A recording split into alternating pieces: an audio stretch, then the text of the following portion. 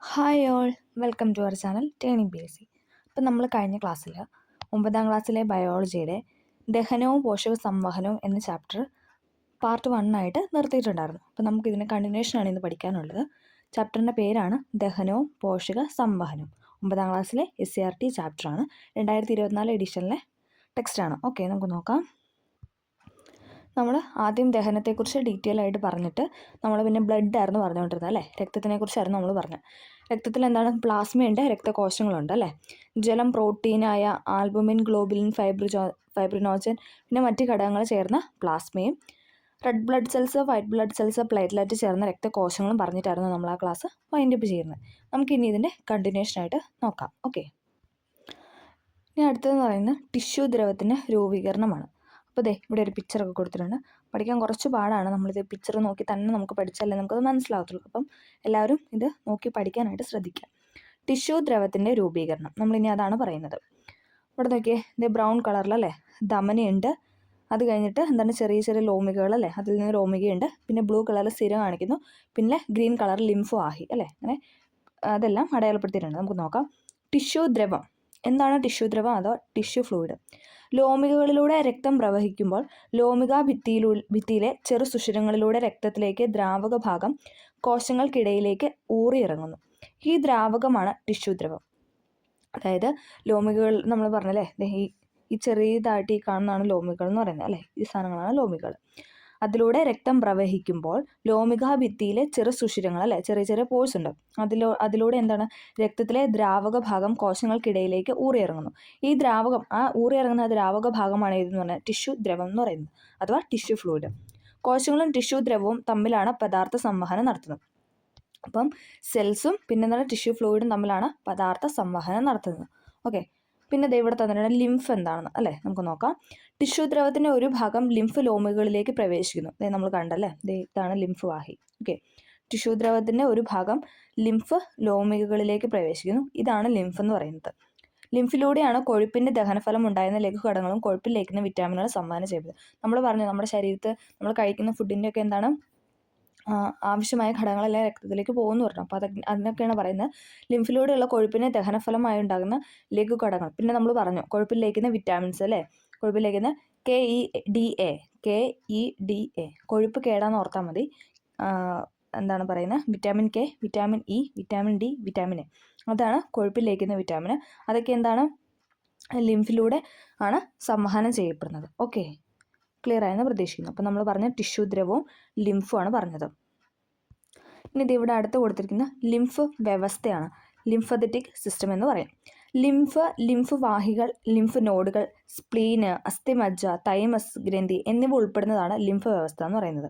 അതായത് ഓരോ പാർട്ടാണ് പറഞ്ഞത്. ഇവിടെ കൊടുത്തിട്ടുണ്ട് ലിംഫ് വാഹി, സ്പ്ലീൻ, ലിംഫ് നോഡ്, അസ്ഥിമജ്ജ, തൈമസ് ഗ്രന്ഥി എന്നിവ ഉൾപ്പെടുന്നതാണ് എന്തെന്ന് പറയുന്നത് ലിംഫ് വ്യവസ്ഥ എന്ന് പറയുന്നത്. ലിംഫിൽ ചുവന്ന രക്തകോശങ്ങളോ വലിയ പ്രോട്ടീൻ തന്മാത്രകളോ കാണപ്പെടുന്നില്ല. അതായത് ചുമന്ന രക്തകോശങ്ങളും ഇല്ല, അതോടൊപ്പം എന്താണ്? പ്രോട്ടീൻ തന്മാത്രകളും ലിംഫിൽ കാണപ്പെടുന്നില്ല. ലിംഫ് വ്യവസ്ഥ രോഗപ്രതിരോധത്തിൽ മുഖ്യ പങ്ക് വഹിക്കുന്നു. അപ്പോൾ നമുക്ക് വരും ക്ലാസ്സിൽ അത് പഠിക്കാം. ഓക്കെ, പദാർത്ഥ സംവഹനത്തിൽ രക്തത്തിൻ്റെയും ലിംഫിൻ്റെയും പ്രാധാന്യം മനസ്സിലായല്ലോ അല്ലേ. ഓരോ ലിംഫും ഉണ്ട്, അതോടൊപ്പം തന്നെ രക്തവും ഉണ്ട്. കാരണം രണ്ട് രീതിയിലുള്ള ഘടകങ്ങളാണ് പോകുന്നത്. വില്ലസിലേക്ക് പ്രവേശിച്ച ധമനി ശാഖ പിരിഞ്ഞ് ലോമികളായും അവ കൂടി ചേർന്ന ചെറു സിരകളായും പിന്നീട് സിരയായും മാറുന്നുണ്ട്. ശരീരത്തിലെമ്പാടും രക്തക്കുഴലുള്ള പദാർത്ഥ കൈമാറ്റത്തിന് ഇത്തരത്തിലാണ് വിന്യസിലുള്ളതെന്ന് നമുക്ക് കണ്ടെത്താനാണ് പറഞ്ഞിരിക്കുന്നത്. നമുക്ക് നോക്കാം. ഇവിടെ എല്ലാം കൊടുത്തിട്ടുണ്ട്. വിവിധ തരം രക്തക്കുഴൽ, ധമനിയുണ്ട്, ലോമികയുണ്ട്, സിരയുണ്ട്, ആർട്ടറി, കാപ്പിലറി, വെയിന്. കട്ടി കൂടിയ ഇലാസ്തികതയുള്ള ഭിത്തിയാണ് ധമനി എന്ന് പറയുന്നത്. ഇമ്പോർട്ടൻ്റ് ആണ്, ചോദിച്ചിട്ടുണ്ട്. കട്ടി കൂടിയ ഇലാസ്തികതയുള്ള ഭിത്തി എന്നറിയപ്പെടുന്ന ധമനിയാണ്. രക്തം ഉയർന്ന മർദ്ദത്തിലും വേഗത്തിലും ഒഴുകുന്നു. ഹൃദയത്തിൽ നിന്നും രക്തം വഹിക്കുന്നു. അപ്പം ഹൃദയത്തിൽ നിന്ന് രക്തം വഹിക്കുന്ന ഇതാണ് ഏതെന്ന് പറയുന്നത് ആർട്ടറി അഥവാ ധമനി എന്ന് പറയുന്നത്. കട്ടി കൂടിയ ഇലാസ്തികതയുള്ള ഭിത്തിയാണ്. രക്തം ഉയർന്ന മർദ്ദത്തിലും വേഗത്തിലുമാണ് ഒഴുകുന്നത് അല്ലേ. ഹൈ പ്രഷറിലാണ് ഒഴുകുന്നത്. ഓക്കെ, അടുത്താണ് ലോമിക. ഒറ്റ സ്ഥിര കോശങ്ങൾ മാത്രമുള്ള ഭിത്തി. അവിടെ എന്താണ്? ഒറ്റ സ്ഥിര കോശങ്ങളേ ഉള്ളൂ അല്ലേ. ഒറ്റ നിര കോശങ്ങളേ ഉള്ളൂ. മാറിപ്പോയി. ഒറ്റ നിര കോശങ്ങൾ മാത്രമേ ഉള്ളൂ. ഭിത്തിയിൽ അതിസൂക്ഷ്മ സുഷിരങ്ങളുണ്ട് അല്ലേ. വലിയ എന്താ അതിസൂക്ഷ്മ സുഷിരങ്ങൾ, കുഞ്ഞു സുഷിരം, അതായത് പോഴ്സ് ഉണ്ട്. രക്തം കുറഞ്ഞ മർദ്ദത്തിലും വേഗത്തിലാണ് ഒഴുകുന്നത്. കുറഞ്ഞ മർദ്ദത്തിലും വേഗത്തിലും ഒഴുകുന്നു. മറ്റേ ധമനിയിൽ എന്തായിരുന്നു, ഉയർന്ന മർദ്ദത്തിലായിരുന്നു ഒഴുകിക്കൊണ്ടിരുന്നത്. അതേസമയം ലോമിക അഥവാ കാപ്പിലറിയിട്ട് വരുമ്പോൾ കുറഞ്ഞ മർദ്ദത്തിലാണ് ഒഴുകുന്നത്. അടുത്താണ് സിര അഥവാ വെയിന്. നമുക്കറിയാം അല്ലേ, സിര അഥവാ വെയിന് കട്ടി കുറഞ്ഞ ഭിത്തിയാണ്. അതായത് നമ്മൾ ധമനിയിൽ എന്താ പറഞ്ഞാൽ കട്ടി കൂടിയ ഇലാസ്തികതയുള്ള ഭിത്തി. ഇനി ലോമികയിലോട്ട് വരുമ്പോൾ ഒറ്റ നിര കോശങ്ങൾ മാത്രമേ അവിടെ ഉള്ളൂ. ഇനി സിരയിൽ വരുമ്പോൾ കട്ടി കുറഞ്ഞ ഭിത്തിയാണ്. രക്തം കുറഞ്ഞ മർദ്ദത്തിലും വേഗത്തിലും ഒഴുകുന്നു. വാൽവുകൾ കാണപ്പെടുന്നു. ഹൃദയത്തിലേക്ക് രക്തം വഹിക്കുന്നു. അപ്പോൾ ഹൃദയത്തിലേക്ക് രക്തം വഹിക്കുന്ന രണ്ട് അറിയാനുള്ള ഏതൊക്കെയാണ്, ധമനിയുണ്ട്, സിരയുണ്ട്. അത് ഇമ്പോർട്ടൻ്റ് ആണ്, ചോദിച്ചിട്ടുണ്ട്. ഹൃദയത്തിലേക്ക് രക്തം വഹിക്കുന്നത് ധമനിയും സിരയും. മറ്റേ ലോമിക എന്താണ്, ഹൃദയത്തിലോട്ട് വഹിക്കുന്നില്ല. ഓക്കെ, അതും അങ്ങനെ ചോദിച്ചിട്ടുണ്ട്. ഹൃദയത്തിലേക്ക് രക്തം വഹിക്കുന്നത് ധമനിയും സിരയാണ്. ഓക്കെ, അപ്പോൾ നമ്മൾ പറഞ്ഞ ധമനി, ലോമിക, സിര. ഓക്കെ, ക്ലിയർ ആയെന്ന് പ്രതീക്ഷിക്കുന്നു. അപ്പോൾ അത് പിക്ചർ കൊടുത്തിട്ടുണ്ട്, ധമനി, ലോമിക, സിര. ഓക്കെ, അടുത്ത നമ്മൾ പറയുന്നത് പോർട്ടൽ സിരകളാണ്, പോർട്ടൽ വെയിൻസ്. ചില സിരകൾ ഹൃദയത്തിലേക്ക് നേരിട്ട് രക്തം എത്തിക്കുന്നതിന് പകരം അവയവങ്ങളിൽ നിന്ന് അവയവങ്ങളിലേക്ക് രക്തത്തെ വഹിക്കുന്നു. ഇത്തരം സിരകളാണ് പോർട്ടൽ സിരകൾ. ചില സിരകൾ എന്താണ്, ഹൃദയത്തിലേക്ക് ബ്ലഡ് എത്തിക്കുന്നില്ല. അതിന് പകരം എന്താണ്, അവയവങ്ങളിൽ നിന്ന് അവയവങ്ങളിലേക്കാണ്. അങ്ങനെയുള്ള സിരകളെയാണ് നമ്മൾ എന്തെന്ന് പറയുന്നത്, പോർട്ടൽ സിരകൾ എന്ന് പറയുന്നത്. അവയവങ്ങളിൽ നിന്ന് അവയവങ്ങളിലേക്ക് രക്തത്തെ വഹിക്കുന്ന സിരയാണ് പോർട്ടൽ സിരകൾ. ചെറുകുടലിൽ നിന്ന് രക്തത്തിലേക്ക് ആഗിരണം ചെയ്യപ്പെട്ട പോഷക ഘടകങ്ങളെ കരളിലെത്തിക്കുന്ന ഹെപ്പാറ്റിക് പോർട്ടൽ സിര ഇതിനൊരു എക്സാമ്പിളാണ്. അപ്പം ചെറുകുടലിൽ നിന്ന് ബ്ലഡിലോട്ട് നമ്മൾ പറഞ്ഞല്ലേ, ചെറുകുടലിൽ നിന്ന് ബ്ലഡിലോട്ട് പോകുന്നു അല്ലേ പോഷക ഘടകങ്ങളൊക്കെ. അപ്പോൾ അതിൽ ആഗിരണം ചെയ്യപ്പെടുന്ന പോഷക ഘടകങ്ങൾ എന്താണ്, കരളിലേക്ക് എത്തിക്കുന്ന ഒരു ഹെപ്പാറ്റിക് പോർട്ടൽ സിര എന്ന് പറയുന്നത് ഇതിന് ഉദാഹരണമാണ്. ഓക്കെ, അതായത് അവയവങ്ങളിൽ നിന്ന് അവയവങ്ങളിലേക്ക്, ചെറുകുടലിൽ നിന്ന് കരളിലെത്തിക്കുന്നു. അതാണ് ഇതെന്ന് പറഞ്ഞാൽ ഹെപ്പാറ്റിക് പോർട്ടൽ സിര എന്ന് പറയുന്നത്. ഓക്കെ, ഇനി ഇതേവിടെ പോഷക ഘടകങ്ങളുടെ സംവഹനം കൊടുത്തിട്ടുണ്ട്. നമുക്ക് എല്ലാം ഒന്ന് നോക്കാം. മഹാസിര, ഹെപ്പാറ്റിക് സിര, പോർട്ടൽ സിര, നമ്മളിപ്പോൾ പറഞ്ഞല്ലേ, ഇപ്പോൾ പരിചയപ്പെട്ട സിരകളാണ് ഇവിടെ കൊടുത്തിരിക്കുന്നത്. നമുക്ക് ഓരോന്നും നോക്കാം. കരളിൽ നിന്നും പോഷക ഘടകങ്ങൾ അടങ്ങിയ രക്തം ഹെപ്പാറ്റിക് സിരകൾ വഴി ഹൃദയത്തിൽ എത്തിക്കുന്നു. കരളിൽ നിന്നും പോഷക ഘടകങ്ങൾ അടങ്ങിയ രക്തം ഹെപ്പാറ്റിക് സിര വഴി ഹൃദയത്തിൽ എത്തിക്കുന്നു. അതിനുശേഷം എന്താണ്, പോഷക ഘടകങ്ങൾ വില്ലസിലെ രക്തലോമികളിൽ നിന്ന് പോർട്ടൽ സിര വഴി കരളിൽ എത്തിക്കുന്നു. നമ്മൾ പറഞ്ഞല്ലേ, ഇപ്പം പോർട്ടൽ സിരയാണ് എന്ത് പറയുന്നത്, പോഷക ഘടകങ്ങൾ വില്ലസിലെ രക്തലോമികളിൽ നിന്ന് പോർട്ടൽ സിര വഴി കരളിലെത്തിക്കുന്നു. പോഷക ഘടകങ്ങൾ വില്ലസിലെ ലാക്റ്റിയിലൂടെ ചെറു ലിംഫ് വാഹികളിലേക്ക് പോകുന്നു. അവിടുന്ന് എന്താണ്, ചെറു ലിംഫ് വാഹികളിൽ നിന്നും വലിയ ലിംഫ് വാഹികളിലൂടെ ഹൃദയത്തിൽ എത്തിക്കുന്നു. ഓക്കെ, അപ്പോൾ ആ ഒരു ഫ്ലോ ആണ് ഇതിനകത്ത് പറഞ്ഞിരിക്കുന്നത്. നമുക്ക് നോക്കാം. നമുക്കിവിടെ നോക്കാം. രക്തത്തെ അനസ്യൂതം ശരീരത്തിൻ്റെ എല്ലാ ഭാഗത്തേക്കും എത്തിക്കണമെങ്കിൽ ഒരു പമ്പിൻ്റെ ആവശ്യമുണ്ട്. ഹൃദയമാണ് ആ ധർമ്മം നിർവഹിക്കുന്നത്. ഹൃദയത്തിൻ്റെ ഘടന ഇതിന് എത്രത്തോളം അനുയോജ്യമാണെന്ന് നമുക്ക് നോക്കാം. നമുക്കറിയാം, നമ്മുടെ ശരീരത്തിന് ഒരു പമ്പ് പോലെ പ്രവർത്തിക്കുന്ന ആളായിരുന്നു ഹൃദയം അല്ലേ. അതൊരിക്കലും അല്ലേ, നമ്മൾ എന്താ, അത് എപ്പോഴെങ്കിലും ഒന്ന് നിന്നാൽ എല്ലാം തീരും അല്ലേ. ഓക്കെ, നമ്മളിനി പഠിക്കാനായിട്ട് വന്ന ഹാർട്ട് അഥവാ ഹൃദയമാണ്. ഔരസാശയത്തിൽ അല്പം ഇടത്തോട്ട് ചെരിഞ്ഞ് സ്ഥിതി ചെയ്യുന്ന പേശി നിർമ്മിതമായ ഒരു അവയവമാണ് ഹൃദയം. ചോദിച്ചിട്ടുണ്ട്, ഔരസാശയത്തിൽ അല്പം ഇടത്തോട്ട് ചെരിഞ്ഞ് സ്ഥിതി ചെയ്യുന്ന പേശി കൊണ്ട് നിർമ്മിതമായ ഒരു അവയവമാണ് ഹൃദയം എന്ന് പറയുന്നത്. ഇത് നോക്കേ, സ്റ്റേണം, വാരിയല്, നട്ടല്, അതെ ഇവിടെ ഇങ്ങനെ അടയാളപ്പെടുത്തിയിട്ടുണ്ട്. പെരികാർഡിയം എന്ന് പറഞ്ഞിട്ട് ഒരു ബോക്സ് കൊടുത്തിട്ട് നമുക്ക് നോക്കാം. ഹൃദയത്തെ പൊതിഞ്ഞിരിക്കുന്ന ഇരട്ട സ്ഥലമാണ് പെരികാർഡിയം. PYQ ഹൃദയത്തെ പൊതിഞ്ഞിരിക്കുന്ന ഇരട്ട സ്ഥലമാണ് പെരികാർഡിയം. ഈ സ്ഥലങ്ങൾക്കിടയിലെ പെരികാർഡിയൽ ദ്രവം ഹൃദയത്തെ ബാഹ്യക്ഷതങ്ങളിൽ നിന്ന് സംരക്ഷിക്കുകയും ഹൃദയസ്പന്ദനം മൂലം സ്ഥലങ്ങൾക്കിടയിൽ ഉണ്ടായേക്കാവുന്ന കർഷണം കുറയ്ക്കുകയും ചെയ്യുന്നു. ഇപ്പോൾ പെരികാർഡിയം എന്ന് പറഞ്ഞാൽ അല്ലേ, ആള് ചില്ലറക്കാരനല്ല അല്ലേ. ഹൃദയത്തെ പൊതിഞ്ഞിരിക്കുന്ന ഇരട്ട സ്ഥലമാണ് ആരെന്ന് പറഞ്ഞാൽ പെരികാർഡിയം അല്ലേ. എന്തെങ്കിലും പെട്ടെന്നൊരു നമ്മൾ നെഞ്ചുകുത്തി വീഴുക അങ്ങനെ എന്തെങ്കിലുമൊക്കെ വന്നു കഴിഞ്ഞാൽ ഒന്നും പറ്റാതെ അല്ലേ, ബാഹ്യമായ ക്ഷതങ്ങളിൽ നിന്ന് നമ്മെ സംരക്ഷിച്ച് നമ്മുടെ ഹൃദയത്തിനെ നിലനിർത്തുന്ന ആരെന്ന് പറഞ്ഞാൽ പെരികാർഡിയം എന്ന് പറയുന്നത്. അതേപോലെ എന്താണ്, ഹൃദയസ്പന്ദനം മൂലം അല്ലേ, എപ്പോഴും അതിങ്ങനെ ഇടിച്ചുകൊണ്ടിരിക്കുകയാണല്ലോ. ഹൃദയസ്പന്ദനം മൂലം സ്ഥലങ്ങൾക്കിടയിൽ ഉണ്ടാകാവുന്ന കർഷണം അല്ലേ, അത് കുറയ്ക്കുകയും ചെയ്യുന്നത് ആരാണ്, പെരികാർഡിയമാണ്. PYQ ചോദിച്ചിട്ടുണ്ട്, ഇമ്പോർട്ടൻ്റ് ആണ് പെരികാർഡിയം. ഓക്കെ, ശരീരത്തിൻ്റെ വിവിധ ഭാഗങ്ങളിൽ നിന്നുള്ള രക്തം വൃക്കകൾ മാലിന്യങ്ങളെ അരിച്ചു മാറ്റിയതിന് ശേഷമുള്ളതും കാർബൺ ഡൈ ഓക്സൈഡിൻ്റെ പോഷകങ്ങളുടെ അളവും കൂടിയതും അതെന്താണ് എത്തുന്നുണ്ട്. അതോടൊപ്പം എന്താണ്, ശ്വാസകോശത്തിൽ നിന്നുള്ള രക്തം, ശരീരത്തിൻ്റെ വിവിധ ഭാഗങ്ങളിൽ നിന്നുള്ള രക്തവും അതോടൊപ്പം ശ്വാസകോശത്തിൽ നിന്നുള്ള രക്തം, അതായത് പോഷകങ്ങളുടെ ഓക്സിജന്റെ അളവ് കൂടിയത് നമ്മൾ പറഞ്ഞായിരുന്നല്ലേ, രക്തത്തിലൂടെ വരുന്ന പോഷകങ്ങളുടെ ഓക്സിജന്റെ അളവ് കൂടി, ഇത് രണ്ടും എന്താണ്, ഹൃദയത്തിലേക്ക് എത്തുന്നുണ്ട്. ഓക്കെ, ഇനി നമ്മൾ പറയുന്ന ഹൃദയ സ്പന്ദനമാണ് അല്ലേ, ഹാർട്ട് ബീറ്റ്. കാർഡിയാക് സൈക്കിൾ, അതെ കാർഡിയാക് സൈക്കിൾ എന്നാണ് പറയുന്നത്. എന്താണ്, joint diastole, atrial systole, ventricular systole, ഇതിങ്ങനെ കറങ്ങിക്കൊണ്ടിരിക്കുകയാണ് അല്ലേ. Joint diastole, atrial systole, ventricular systole. Okay, ഹൃദയപേശികളുടെ താളാത്മകമായ സങ്കോചവും പൂർവ്വസ്ഥിതി പ്രാപിക്കലുമാണ് ഹൃദയസ്പന്ദന നിരക്കിനെ നിയന്ത്രിക്കുന്നത്. ഹൃദയ അറകളുടെ സങ്കോചത്തിന് ആവശ്യമായ വൈദ്യുത തരംഗങ്ങളെ ഉൽപ്പാദിപ്പിക്കുന്ന വലത് ഏട്രിയത്തിലെ ഭിത്തിയിലെ എസ് നോഡ് എന്ന ഭാഗമാണ്. ഇത് പേസ് മേക്കർ എന്നറിയപ്പെടുന്നു. അതായത് ഹൃദയപേശികളുടെ താളാത്മകമായ സങ്കോചം അല്ലെ, ഇതെങ്ങനെ വലുതാകുന്നുണ്ട്, ദെൻ അത് പൂർവ്വസ്ഥിതി അല്ലെ വികസിക്കുന്നുണ്ട്, പൂർവ്വസ്ഥിതി പ്രാപിക്കുന്നുണ്ട്. ആ നിരക്കിനെ നിയന്ത്രിക്കുന്നു.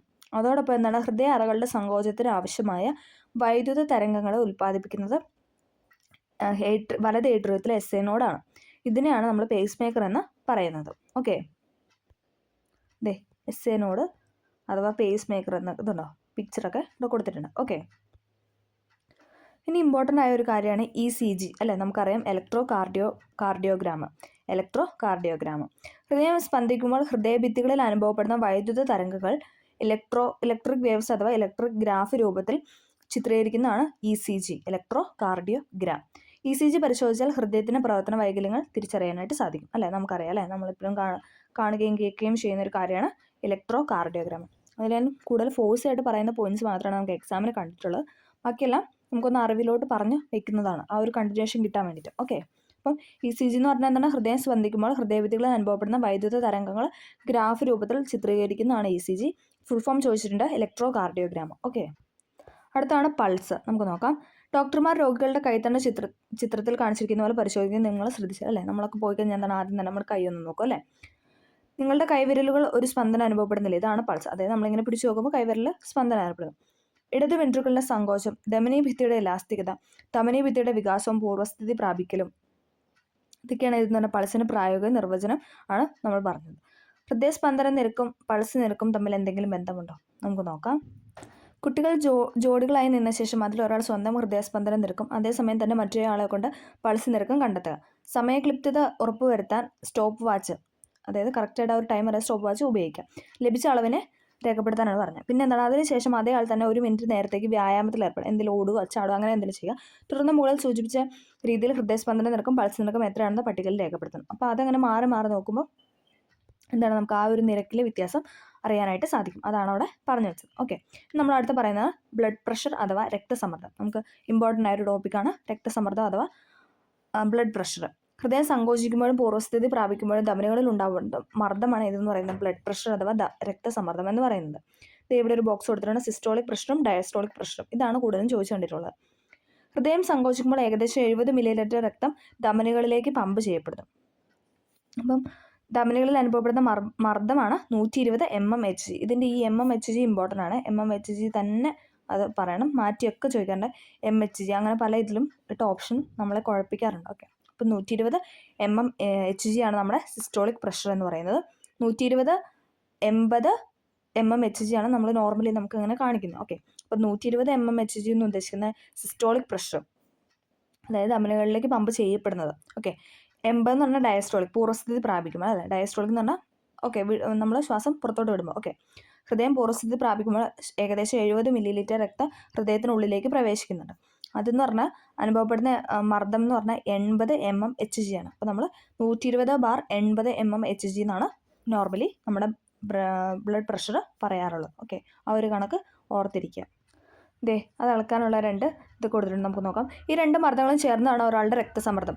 ആരോഗ്യവാനായ ഒരാളുടെ സാധാരണ രക്തസമ്മർദ്ദം എന്ന് പറഞ്ഞാൽ 120/80. കണ്ടോ, ഇത് തിരിച്ചിട്ടും തരാറുണ്ട് 80/120. അത് തെറ്റാണ്. നമുക്ക് 120/80 mmHg എന്ന് പറയുന്നതാണ് കറക്റ്റ് ആയിട്ടുള്ളത്. നമുക്ക് ഓപ്ഷൻ അങ്ങോട്ടും ഇങ്ങോട്ടും മാറ്റിയിട്ട് തരാറുണ്ട്, പെട്ടെന്ന് നമുക്ക് തെറ്റായി പോകാൻ വേണ്ടിയിട്ട്. ഓക്കെ, രക്തസമ്മർദ്ദം ഈ അളവിൽ നിന്നും കൂടുന്ന ഹൈപ്പർ ടെൻഷൻ എന്ന് പറയുന്നു. അതായത് കൂടുന്നു ഈ 120/80 എന്നുള്ളത് കൂടിക്കഴിഞ്ഞാൽ എന്താണ്, ആ ഡിജിറ്റ് കൂടിക്കഴിഞ്ഞ് കഴിഞ്ഞാൽ എന്താണ്, ഹൈപ്പർ ടെൻഷനാണ്. ഹൈപ്പർ എന്ന് പറഞ്ഞാൽ കൂടുതലാണല്ലോ. ഇനി കുറവെന്ന് പറഞ്ഞാൽ ഇത് ഹൈപ്പോയാണ്. അതായത് 120/80 കുറവാണെങ്കിൽ ഹൈപ്പോ ടെൻഷനാണെന്നാണ് പറയുന്നത്. അതും ചോദിച്ചിട്ടുണ്ട്. അതായത് 120/80 mmHg കൂടിക്കഴിഞ്ഞാൽ അത് ഹൈപ്പർ ടെൻഷനും കുറഞ്ഞു കഴിഞ്ഞാൽ അത് ഹൈപ്പോ ടെൻഷനുമാണ്. ഓക്കെ, ചോദിച്ചിട്ടുണ്ട്. സ്പിഗ്മോ മാനോമീറ്റർ, ഡിജിറ്റൽ BP അപ്പാരറ്റസ്, ഇത് രണ്ടുമാണ് നമ്മൾ അല്ലേ ഹോസ്പിറ്റലിലൊക്കെ നോക്കുന്നത്, നമ്മൾ കണ്ടിട്ടുണ്ട് അല്ലേ. ഓക്കെ, അതിൻ്റെ ആ പിക്ചറാണ് നമ്മൾ കൊടുത്തിട്ടുള്ളത്. ഹൃദയ ആരോഗ്യം ഇനി നമുക്ക് പറയാനുള്ള ഇതാണ്. ഹൃദയത്തിനുണ്ടാകുന്ന തകരാർ മറ്റ് അവയവങ്ങളുടെ പ്രവർത്തനങ്ങളെ ദോഷകരമായി ബാധിക്കില്ലേ. ഹൃദയാരോഗ്യത്തെ ദോഷകരമായി ബാധിക്കുന്ന ഘടകങ്ങൾ എന്തെല്ലാം? വ്യായാമക്കുറവ്, അനാരോഗ്യമായ ഭക്ഷണശീലങ്ങൾ, നമുക്കറിയാം അല്ലേ. ജീവിതശൈലി രോഗങ്ങളൊക്കെ ഉണ്ടാകുന്നതിന് മുഖ്യ ഘടകം എന്ന് പറഞ്ഞാൽ നമ്മുടെ വ്യായാമക്കുറവ് അല്ലേ. എന്താണ്, ജങ്ക് ഫുഡൊക്കെ കഴിക്കുന്നത് മൂലമാണ് നമുക്ക് കൂടുതലും എന്താണ് ജീവിതശൈലി രോഗങ്ങളൊക്കെ ഉണ്ടാകുന്നത്. ഇത്തരം ഘടകങ്ങൾ ഹൃദയാരോഗ്യത്തെ എപ്രകാരം ബാധിക്കും? ഹൃദയാരോഗ്യവുമായി ബന്ധപ്പെട്ട ലേഖനത്തിൻ്റെ ഒരു ഭാഗം നൽകിയിരിക്കുന്നു. അത് വിശകലനം ചെയ്ത് വിവരശേഖരണം നടത്തിയും ഹൃദയാരോഗ്യം എന്ന വിഷയത്തിൽ പതിപ്പ് തയ്യാറാക്കുകയും ചെയ്യാനാണ് കുട്ടികളോട് പറഞ്ഞിരിക്കുന്നത്. നമുക്ക് അറിയാമല്ലേ? ആരോഗ്യകരമായ ഭക്ഷണശീലം, BMI അനുസരിച്ച് ശരീരഭാരം ക്രമീകരിക്കൽ അല്ലേ, നമ്മുടെ പൊക്കത്തിനും ഇതിനൊക്കെ അനുസരിച്ചുള്ള വെയിറ്റ് അല്ലേ, ആ ഒരു ഇത്. പിന്നെ വ്യായാമം, മാനസിക പിരിമുറുക്കം ലഘൂകരിക്കൽ, മദ്യപാനം, പുകവലി തുടങ്ങിയ ദുശ്ശീലങ്ങൾ ഒഴിവാക്കുക അല്ലേ. ഇതെന്നൊക്കെ പറഞ്ഞാൽ എന്താണ്? നമ്മുടെ ശരീരത്തെ അല്ലെങ്കിൽ നമ്മുടെ ഹൃദയത്തെ നമ്മൾ സൂക്ഷിക്കുക, അല്ലെങ്കിൽ നമ്മൾ അതിൻ്റെ നല്ലൊരു ആരോഗ്യവാനായി ഇരിക്കുക എന്നതാണ് അതിനകത്ത് അർത്ഥമാക്കുന്നത് അല്ലേ. നല്ല ഫുഡ് കഴിക്കുന്നതിലൂടെയൊക്കെ അല്ലേ, വ്യായാമം ചെയ്യുന്നതിലൂടെയൊക്കെ നമ്മൾ കൂടുതൽ ഹെൽത്തി ആയിട്ട് ഇരിക്കും, അതാണ് ഉദ്ദേശിക്കുന്നത്. ഓക്കെ. സെപ്റ്റംബർ 29 ലോക ഹൃദയ ദിനം. നമുക്കറിയാമല്ലേ, സെപ്റ്റംബർ 29 എന്ന് പറഞ്ഞാൽ ലോക ഹൃദയ ദിനം. ഹൃദ്രോഗികളുടെ എണ്ണം കൂടുന്നതായ പഠനങ്ങൾ സൂചിപ്പിക്കുക. നമുക്കറിയാമല്ലേ, ഇന്നിപ്പം ഇന്നത്തെ ഒരു പണ്ടത്തെ അപേക്ഷിച്ച് ഇപ്പോൾ എന്താണ്, ഹൃദയരോഗികൾ കൂടുന്നു. അനാരോഗ്യകരമായ ഭക്ഷണശീലങ്ങളും വ്യായാമക്കുറവുമാണ് ഇതിൻ്റെ മുഖ്യ കാരണങ്ങൾ. കൊഴുപ്പടങ്ങിയ ഭക്ഷണം അമിതമായി കഴിക്കുന്നത് ധമനി ഭിത്തിയിൽ കൊഴുപ്പ് അടിഞ്ഞു കൂടുന്നതിന് കാരണമാകുന്നു. ഇത് അതിറോസ്ക്ലെറോസിസ് എന്ന രോഗാവസ്ഥയിലേക്ക് നയിക്കുന്നു. ഇതിൻ്റെ ഫലമായി കൊറോണറി ധമനിയിൽ രക്തം കട്ടപിടിച്ച് കൊറോണറി ത്രോംബോസിസ് എന്ന അവസ്ഥ ഉണ്ടാകുകയും അത് ഹൃദയാഘാതം അഥവാ ഹാർട്ട് അറ്റാക്ക് കാരണമാകുകയും ചെയ്തേക്കാം. മസ്തിഷ്കത്തിലെ രക്തക്കുഴലിലുണ്ടാകുന്ന തടസ്സവും രക്തക്കുഴൽ പൊട്ടുന്നതും സ്ട്രോക്കിന് കാരണമാകുന്നു. അപ്പം നമ്മൾ 3 കാരണങ്ങളാണ് പറഞ്ഞത്: അതിറോസ്ക്ലെറോസിസ്, കൊറോണറി ത്രോംബോസിസ്, പിന്നെ ഹാർട്ട് അറ്റാക്ക്, സ്ട്രോക്ക് അല്ലേ. ഇങ്ങനെയുള്ള ഈ അവസ്ഥയൊക്കെ ഉണ്ടാകാനുള്ള കാരണം എന്ന് പറഞ്ഞു കഴിഞ്ഞാൽ കൊഴുപ്പടങ്ങിയ ഭക്ഷണം കഴിക്കുന്നതും വ്യായാമക്കുറവ്, അങ്ങനെയുള്ള പല രീതിയിലുള്ള ജീവിത രീതി കൊണ്ടാണ്. ഓക്കെ. ലോക ഹൃദയ ദിനം ചോദിച്ചിട്ടുണ്ട്. സെപ്റ്റംബർ 29 ലോക ഹൃദയ ദിനമാണ്. സെപ്റ്റംബർ 29 പഠിക്കണം. ലോക ഹൃദയ ദിനം സെപ്റ്റംബർ 29 ചോദിച്ചിട്ടുണ്ട്. വയ്ക്കണം. പ്രോട്ടീന്, അന്നജം, കൊഴുപ്പ് എന്നിങ്ങനെ വ്യത്യസ്ത രൂപങ്ങളിൽ സസ്യങ്ങൾ സംഭരിക്കുന്ന ആഹാരം പരപോഷികളായ ജീവികൾ ആഹരിക്കുക വഴി ജീവലോകത്തിൻ്റെ നിലനിൽപ്പ് സാധ്യമാകുന്നു. ഇങ്ങനെ ലഭിക്കുന്ന പോഷകങ്ങളെ ലഘു ഘടകങ്ങളാക്കുന്ന പ്രക്രിയയും വിവിധ പോഷകങ്ങളിൽ നിന്ന് രൂപപ്പെടുന്ന ലഘു തന്മാത്രകളും അവയുടെ ആഗിരണവും സംവഹനവും മനസ്സിലാക്കി. ഇതിന് സഹായിക്കുന്ന ദഹനവ്യവസ്ഥ, രക്തപര്യന വ്യവസ്ഥ എന്നിവയുടെ ആരോഗ്യ സംരക്ഷണത്തിന് ഉതകുന്ന ജീവിതരീതി പിന്തുടരേണ്ടത് നമ്മുടെ കടമയാണ്. ഇവിടെ ചെടികളുടെ കാര്യം പറഞ്ഞിട്ടുണ്ട്, പക്ഷെ അതൊന്നും അങ്ങനെ ക്വസ്റ്റ്യൻ പേപ്പറിൽ അങ്ങനെ ചോദിച്ച് കണ്ടിട്ടില്ല, അതുകൊണ്ടാണ് അതൊന്നും പറയാത്തത്. അപ്പം ഇത്രയാണ് ഈ ക്ലാസ്സിലുള്ള. അപ്പോൾ ഈ ചാപ്റ്ററിനകത്ത് ഒരുപാട് പുതിയ കാര്യങ്ങൾ നമ്മൾ പഠിച്ചല്ലേ. ഹൃദയത്തിനെ പറ്റി പറഞ്ഞു, ദഹന വ്യവസ്ഥയെ പറ്റി പറഞ്ഞു, രക്തത്തിനെ പറ്റി പറഞ്ഞു. അപ്പം ഇതിൻ്റെ അടുത്ത ചാപ്റ്റർ എന്ന് പറഞ്ഞാൽ ഇതിന് കണ്ടിന്യൂഷൻ ആയിട്ടുള്ളതാണ്. അപ്പോൾ നമുക്കതും പഠിക്കാം. അടുത്ത ക്ലാസ്സിൽ നമുക്കതും ഉറപ്പായിട്ടും ചാനലിൽ അപ്ലോഡ് ചെയ്യുന്നതായിരിക്കും. അപ്പോൾ എല്ലാവർക്കും ഈ ക്ലാസ് ഇഷ്ടപ്പെട്ടു എന്ന് വിചാരിക്കുന്നു. പെട്ടെന്ന് ഒരു തവണ കേട്ടാലൊന്നും നമുക്ക് അത്ര പഠിക്കാനായിട്ട് പറ്റത്തില്ല, കാരണം കുറച്ച് പാടാണ്. 9ാം ക്ലാസ്സിലായതുകൊണ്ട് തന്നെ കുറച്ച് ടഫാണ്. അപ്പോൾ അതുകൊണ്ട് 1-2 തവണ കേട്ട് ചെറിയ ചെറിയ പോയിൻറ്റ്സൊക്കെ എഴുതി ആ ഡേറ്റും കാര്യങ്ങളും പിന്നെ പ്രഷർ കാര്യങ്ങൾ അതൊക്കെ നോക്കുക. പിന്നെന്താ നമ്മൾ പറഞ്ഞ ഓരോ അസുഖങ്ങൾ പറഞ്ഞായിരുന്നു, പിന്നെ രക്തം പോകുന്ന ആ ഒരു പോഷകഘടകങ്ങൾ പോകുമെന്ന് പറഞ്ഞായിരുന്നു. അപ്പോൾ അതെല്ലാം ഒന്ന് ക്ലിയർ ആയിട്ട് പഠിക്കാനായിട്ട് ശ്രമിക്കുക. വൈകായിട്ട് ചോദിച്ച കാര്യങ്ങളെല്ലാം റിപ്പീറ്റ് ചെയ്ത് പറഞ്ഞിട്ടുണ്ട്. ബാക്കി എല്ലാം ഒരു കണ്ടിന്യൂഷൻ കിട്ടാൻ വേണ്ടിയിട്ട് പറഞ്ഞാണ്, നല്ല നമുക്ക് മനസ്സിലാവത്തുള്ളൂ. ഓക്കെ, അതിന് വേണ്ടിയിട്ട്. ഓക്കെ, അപ്പം ഇതോടുകൂടി ക്ലാസ് തീരുകയാണ്. അപ്പോൾ എല്ലാവർക്കും ഹെൽപ്ഫുൾ ആയെന്ന് വിചാരിക്കുന്നു. ഹെൽപ്ഫുൾ ആയെങ്കിൽ തീർച്ചയായും ലൈക്ക് ചെയ്തൊന്ന് സപ്പോർട്ട് ചെയ്യുക. Okay, thank